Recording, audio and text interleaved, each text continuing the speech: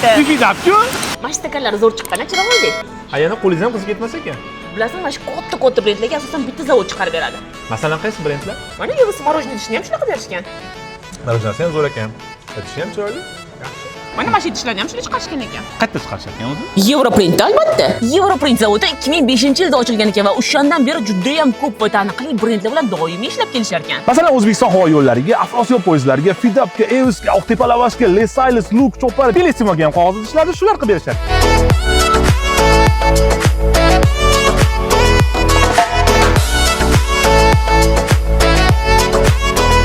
Tozaligini qarang, zavodda aslan. Ayni ichimli idishlar zavod bo'lganiga toza bo'ladi. Stakanlarni xomashyapti, mana shunaqa ko'rinishda bo'lar ekan. Temashda peshat qilinib, kesishga yuborilar ekan.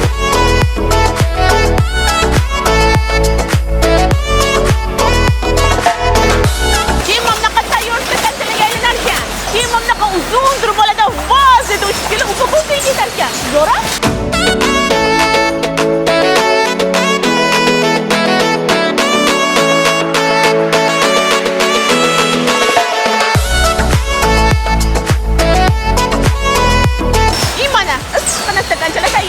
Yana har bitta stakan sifat nazoratidan o'tar ekan. Shunaqangi rangli monitorlar tekshirib, keyin upakovkaga yuboriladi. Ko'pincha mana shunaqa qog'oz stakanlar tagidan suv qo'yib yuboradi, to'g'rimi? Bularda bunaqa bo'lmasligi uchun mana shunaqa issiq suv qo'yib tekshirib ham qo'shar ekan. Ya'ni hammasi nazorat ostida.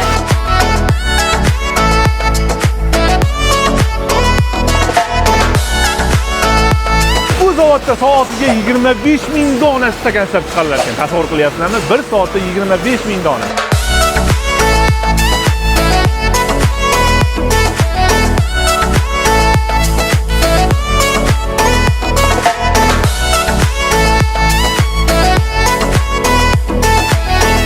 Uchun qog'oz stakanlardan tashqari kofe, morojniy idishlar ham chiqarishar ekan. Bundan tashqari fast foodlar uchun bir martalik idishlar ham chiqarishar ekan. Minimal buyurtmalar soni 10 mingta bo'lishi kerak ekan. Shunda bunaqa morojniy idishlar donasi 300-400 so'mdan to'g'ri kelar ekan. Napitka idishlar 400 so'm, 600 so'mdan. Kofe idishlar 1000 so'mdan 1200 so'mgacha. Va bunaqa fast food idishlar bo'lsa 1200 dan 1,5 minggacha bo'lar ekan. Ha, aytgancha, ob'yom qancha katta ko'p bo'lsa, shuncha arzonga tushar ekan. Zakaz qabul qilingandan keyin bir hafta 10 kun ichida tayyor qilib berishar ekan. Masalan, har bitta zavodda o'ziga xos ritmi bo'ladi. Yora keling-da.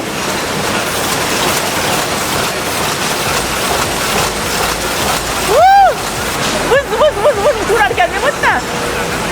Ana o'tdi. Menga mana shu joy yoqib, parvo qilmang, beparvo qolmang. Baraka halollikda, xolislikda, motivatsiyani qarang zavodda.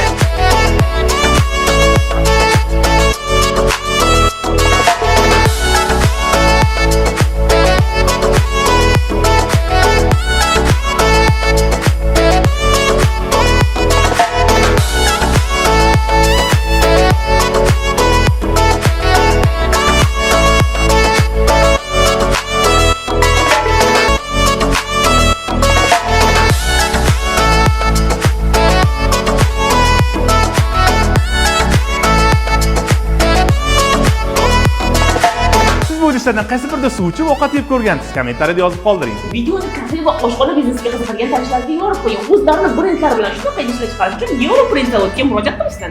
Ha, aytgancha, shunga o'xshagan qiziq ma'lumotli videolar o'tkazib yubormaslik uchun obuna bo'lib qo'yamiz va